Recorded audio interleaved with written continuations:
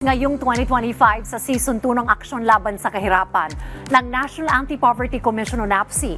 Makakasama po natin tuwing Martes at Huwebes sa Rise and Shine Pilipinas ang iba't ibang kinatawan po ng mga ahensya at maging ng lokal na pamahalaan upang pag-usapan po ang mga interventions ng gobyerno sa pagpuksa sa kahirapan.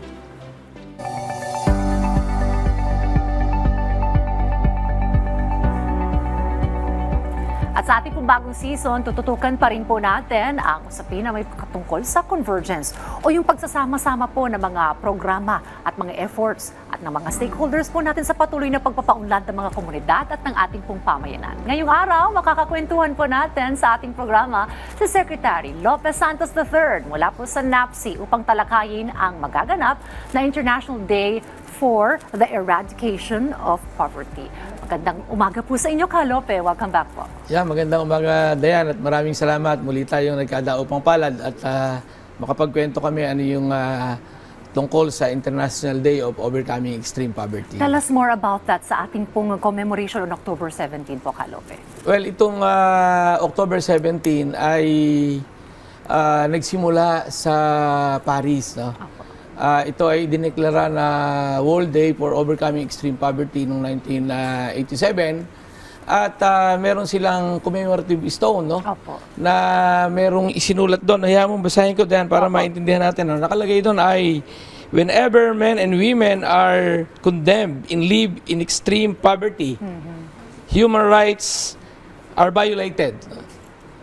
To come together to ensure that these rights be respected is our solemn duty. Yun ang nakalagay dun sa commemorative stone at ito ay kinilala na ng United Nations noong 1992 bilang International Day of Overcoming Extreme Poverty. Dito naman sa Pilipinas, ito ay kinilala na rin sa isang presidential proclamation noong 1993 at nagkaroon tayo dito ng commemorative stone dito sa Rizal Park sa Luneta at kinilala na natin itong bato ng buhay. Okay. And further, noong 2004, ito ay naging National Week for Overcoming Extreme Poverty at itinalaga ang National Anti-Poverty Commission para mamuno sa commemoration nitong October 17. Okay. So sa pangunguna po ng NAPSI at ganoon rin po ng All Together in Dignity for World Philippines at ng UN, nabanggit nyo nga po, Kalope, yung inaalala natin yung mga yumao dahil sa matinding kahirapan. So, poverty really can lead to that, Kalope? Siyempre, yung kahirapan ay maraming dulot yan at ang dulo niyan ay biktima ng kahirapan at hanggang dun sa mamatay. At sinasabi nga, isang malaking responsibilidad natin, it is our solemn duty to protect and support our people. No? Sabi nga ay those who has less in life should have more in law. No? So kailangan natin to. Ito yung social justice na kailangan nating protektahan. Nabanggit yung mga commemorative stones. Ano po ang sinasagisag ng mga bato na ito, Kalope? Sinasagisag nito ang pag-alala natin dun sa mga naging biktima ng kahirapan, ng hindi pag-aaral, kamangmangan, at sila yung mga nandirito na kinikilala natin. Itong mga location ng ating mga commemorative stone, ito ay urban poor communities, agriculture and fishing communities, na talagang merong significant poverty incidents noong mga panahon na itinayo ito. Alright, so aside po sa pag-commemorate po at pag-alala sa mga yumao pong mga individual dahil sa matinding kahirapan, ano pa po yung mga activities natin for October 7? Well, nag-go na tayo. Nag-graduate na rin tayo doon sa simpleng commemoration. Ngayon, ang ipinapakita na natin, ano yung mga programa, aktual na programa ng ating pamahalaan laban sa kahirapan, hindi lang commemoration nung eradication of poverty, but actual programs and projects. So, merong mga convergence na ipinapakita tayo, yung mga ahensya ng ating pamahalaan, doon mismo sa lugar, no? Nagsasama-sama yung mga agency to deliver services right there in the commemorative stones. Okay. Ano-ano pong mga agencies? Well, kasama natin ang mga local government units, ang Philippine Statistics Authority, ang TESDA, ang DSWD, ang DTI, Department of agriculture, at marami pang ahensya ng ating pamahalaan. No? Nagbibigay sila ng actual na serbisyo doon sa ating mga kababayan doon sa lugar. Okay. Well, nung 2023 po ay bumaba ang antas po ng ating kahirapan. Ano pa po ang ating mga gagawin para po ma-reach pa po natin yung ating target na single digit by the end of the administration? Well, po? tuloy-tuloy na tayo ngayon, kaya itong pakikipag-ugnayan natin ng commemoration na ito sa mga local government units ay isa ring simbolo at koordinasyon natin sa kanila na palawigin na yung ating implementasyon ng Local Poverty Reduction Action Plan.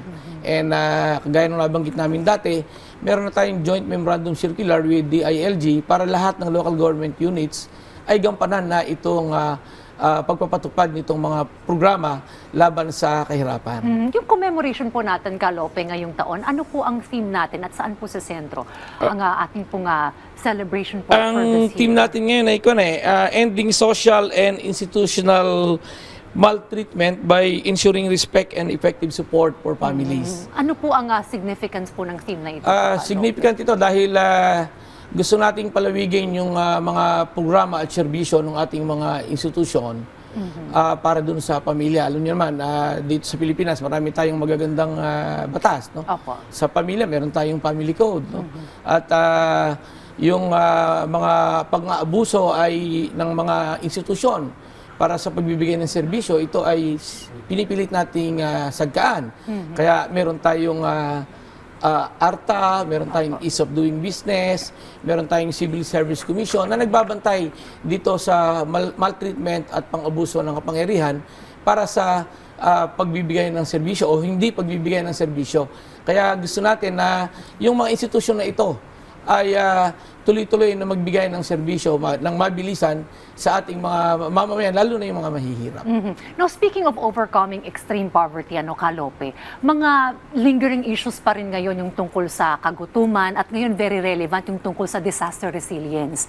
Ano po yung ating pong mga programang po pwede pa pong mapaigting patungkol po dito sa sektor ng disaster resilience na ngayon din po ay very timely po, Kalope? Commitment kasi natin yung zero hunger and no poverty sa social development goals at itong mga nangyayaring sakuna na to ay nakakadagdag dun sa kahirapan ng ating mga mamamayan at ang malaking apektado dito ay yung mga mahihirap dahil yung kanilang coping mechanism ay mas mahina kumpara dun sa merong karangyaan sa buhay. Kung kaya't ang NAPSI, meron tayong Victims of Disaster and Calamity Sector, and we are working with the National Disaster Risk Reduction Management Council.